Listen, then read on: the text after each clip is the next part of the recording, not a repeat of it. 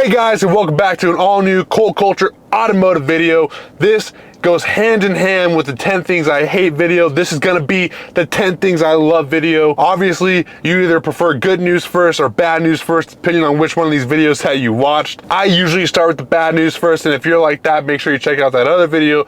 But if you want to see the positives, stay right here and let's get right into it. Hey, I have to say it, if this isn't your first time to the channel, make sure you're subscribing. You're already tuning in anyway, you're already here, you're already commenting, you're already liking, you might as well just subscribe. It really helps me out, really helps boost my numbers. And if you're already subscribed, I want to say thank you so much for helping me be a part of this journey.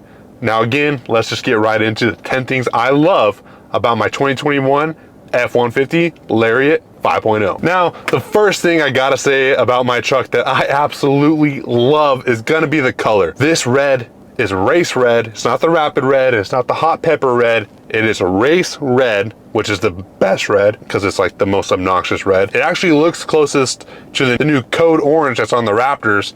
They're very similar, but I love this color. It's very obnoxious, it's very in your face, it's very cool. When I think of a cool looking truck and when I think of it, I think of like, what will a little kid sit in the backseat of their car and be like, wow, look at that truck. Well, I would think that they would think a red truck's pretty cool. I've also thought about wrapping it other things in the future. Matter of fact, if you think I should wrap my truck, let me know down below what you think I should wrap it. Now, another thing I absolutely love about this truck are these amazing 12-inch displays in here. I mean, these screens are massive. They're really nice, really awesome. Ram also has a really nice interior. I feel like Ford's is a little bit more utilitarian. I feel like it's a little bit more functional, a little bit more user-friendly. There's more hard buttons in here that you can just get straight to, that's kind of shortcut you to whatever you are wanting. You don't have to go through a digital display to get there, but the fact that the screens are large are awesome. Bonus thing that I love is in the drive modes, when you're switching through them, are those animations. Those are really, really awesome, and nobody has anything like that. What's that? Yeah, that's gonna be the sound system. I love the sound system. The B&O sound system that comes with this truck, not the Unleashed system, just the basic system is amazing. It gives you everything you need and more. I was a little bit worried that I'd have to put a sub in the back to help everything, but I don't need that at all whatsoever. For me, in my life, the music I listen to, it would be overkill. I'm mostly listening to like rock music and like country music and rap music, and I don't like to just hear all bass. I'm very lyrical individual. I like listening to what the artist actually has to say or like the point they're trying to get across. So it works out perfect for me. It doesn't drown out the sound of the artist with the bass, but it still gives you that kick that, you know, maybe when you're picking the kids up from school or whatever, you bump it up, let all those little kids know that you're the cool dad. Now, like I mentioned in the beginning of the video, my truck is a 5.0. To be specific, it's a 5.0 Lariat Sport Package. Kind of a lot to say there, but not really at the same time. I love the 5.0. I believe at this point in its creation, it is legendary. I hate the cylinder deactivation, and if you want to see more about that, make sure you check out the 10 things I hate video. But I love the 5.0. I love how modular it is. I love how reliable it is. I love the V8 groan that comes with it, but this truck is awesome because of that. And the 5.0 is extremely modifiable with that supercharger. People can twin turbo them, all types of crazy stuff. Who doesn't love being able to make your truck different / better from the other guys? I know I do. Another thing I absolutely love about this truck is gonna be right here. It's gonna be that interior work surface, that fold down shift knob, which sounds a little janky, but supposedly it's gonna last a very long time. I guess we'll find out. But to be able to fold that over, eat whatever you want to eat, work on whatever you want to work on. I know I've made fun of it in the past, but actually recently I have edited videos in here, just plugged in the computer, set up a laptop, and edited away. The inside of this truck, the whole atmosphere is amazing, and that really adds to it. It needs to be said that Ford has an amazing off-road system. Now, usually I'm not one to say something that would, you know, get Chevy owners or Dodge owners or Toyota owners mad, but this, I genuinely believe, is something that Ford has over all of those brands, and that is going to be their off-road systems. It is hands down, in 2022, the best off-road systems available, period. Not just in the Ford Bronco, but in the F-150, and here's why. Now, I don't have the fancy front locker that Chevy has, but Ford does offer the LSD on the Raptor and now the Tremor. I couldn't get it because you can't get a V8 in those, but the fact that you can activate your four-wheel drive while driving, no problem. Not 4-low, of course not 4-low, but the 4A system is amazing. All these driving modes, which I personally believe are only here for novice. I don't believe any experienced off-roader would ever use a driving mode other than for like a commercial or a YouTube video. But Ford system is definitely for the person who's never done it before. They can just hop in here, grab the wheel, push a button, and off-road. And this truck will do everything you ask of it. And it'll do it right then and right there. You don't have to roll forward or backwards to get your rear locker to engage. None of that BS.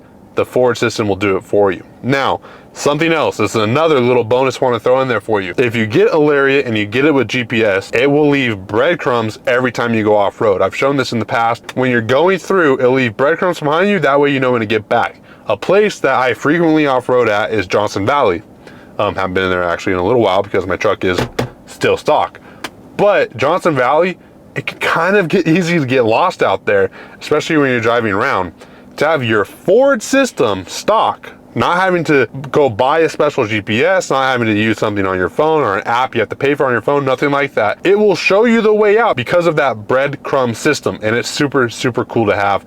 Ford is really thinking about their off-roading community and really seems to value them, and I appreciate that, and I love that about my F-150. Although I'm not a huge fan of the learning period of this 10-speed transmission, you can hear more about that in the 10 Things I Hate video, but I actually love the 10-speed, and I loved it in both my Rangers and the Ford Explorer I had. It was super nice, super snappy. It made those vehicles pretty zippy, I would say. Like, they weren't fast vehicles. My Ranger was by the time I was done with it, but they were quick vehicles, stock. And I give a lot of that to those 10 speeds, also the turbos, but to the 10-speed transmission and all of those, it was very quick. It also helped on saving gas mileage. It gave you the best of both worlds. Having that also really helps you out with towing, having more gears to work with, and depending on if you're going uphill, downhill, whatever you got to do, it's really, really nice to have. And these 10-speed transmissions, they're the future. So I really like it. I like that Ford took the plunge. GM also took the plunge.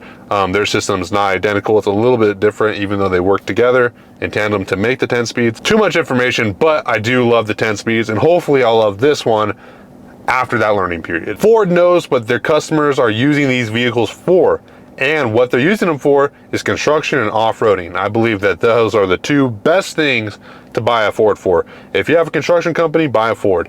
If you love off-roading, buy a Ford. Other than that, towing, I'm going to give the Ram. I don't know what Chevy or Toyotas are good for. Toyotas will probably never break, so I guess that's good, and they hold their value pretty well. Different video. But Ford knows what the customers are using these trucks for, and the zone lighting proves it. Whether it be on a construction site or on an off-road camp, the zone lighting is super nice to have. I have an entire video on it. Go check it out. It's super duper bright, super duper convenient to have and use, and easy to use at that. I love it. You can actually use part of it while driving. I might make a video on how to do that later, but I love the zone lighting, and it's just, again, another competitive edge that Ford has. So if you guys have been following my channel for a while now, you'll know what my plans are for this truck, and I have a massive question for you guys, and it's really going to determine what I do first. Making my truck off-road worthy and putting a supercharger in, it's going to cost me a lot of money. I'm talking like 45 grand. So what I'm thinking I'll do is do one first and then the other one later. So I'm either going to do the supercharger first or make it off-road capable first. What do you guys want to see first? Not that it's going to completely sway what I'm going to do, but I'm curious what my audience would rather see happen first.